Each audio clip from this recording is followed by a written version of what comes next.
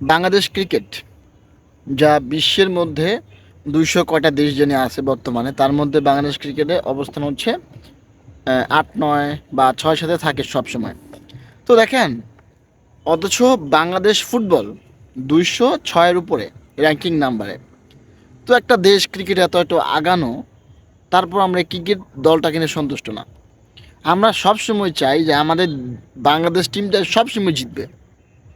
ভাই, সবসময় যদি আমরা জিতি, তা বাকি দলগুলো কি ঘোড়ার ঘাস কাটতে আসছে? অবশ্যই আসে নাই, তারাও খেলতে আসছে। তো 10টা খেললে তারা 5টা জিতবে, আমরা 5টা জিতবে, এরকমই তো নিয়ম, তাই না? বাট এই ক্ষেত্রে আমাদের বাংলাদেশে একটু বেশি হারে, এটা মেনে নিলাম। বাট এই দলকে নিয়ে এত এত স্লেজিং করা, এত এত বাজে স্লেজিং করা কোনো মানে হয় না।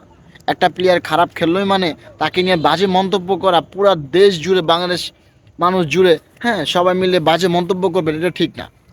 কারণ একটা প্লেয়ার কখনো চায় না যে সে খারাপ খেলতে। প্রত্যেকটা ব্যাটসম্যানই চায় যে সে 100-র উপরে করবে। প্রত্যেকটা বলারই চায় সে 5 উইকেট 10 উইকেট সব একাই পাবে। হ্যাঁ, প্রত্যেক মাসে এরকম চায়, বাট হয় না, ট্রাই করে হয় না। হ্যাঁ, বাট দেখেন, আমরা মুখে মুখে ক্রিকেট খেলি, হ্যাঁ, এটা বলি সেটা বলি, কত গালাগালি করি।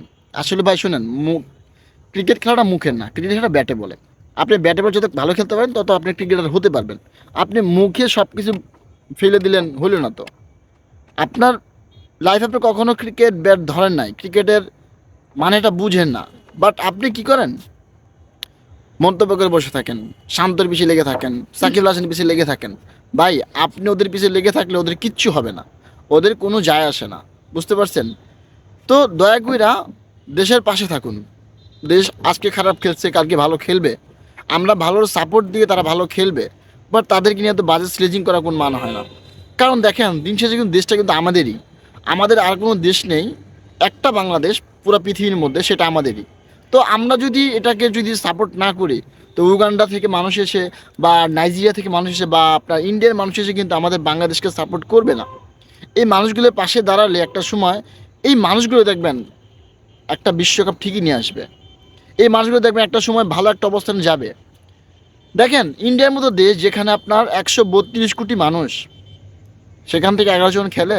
আর আমাদের মাত্র 16 কোটি মানুষ, সেখান থেকে 11 জন খেলে। তো তাদের 132 কোটি থেকে মানুষ থেকে তাদের বছরে প্লেয়ার বের হয় 10-15টা। আমাদের 16 কোটি থেকে বছরে বের হয় 2-1টা।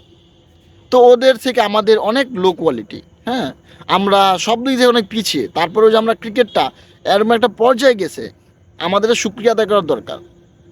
এখন আমরা সব সময় চাই আমরাই জিতবো, আমরাই জিতবো। ভাই, আমরা যদি সব সময় জিতি, বাকিরা তো ঘোড়ায় ঘাস কাটতে আসে নাই, তারাও খেলতে আসছে, তাই না? তো সেদিকের বিবেচনা করে দেশের পাশে থাকুন, দেশকে ভালোবাসুন। দেখবেন ইনশাআল্লাহ তারা অবশ্যই দেশকে ভালো কিছু দিবে, তো দিবে, ইনশাআল্লাহ অবশ্যই দিবে।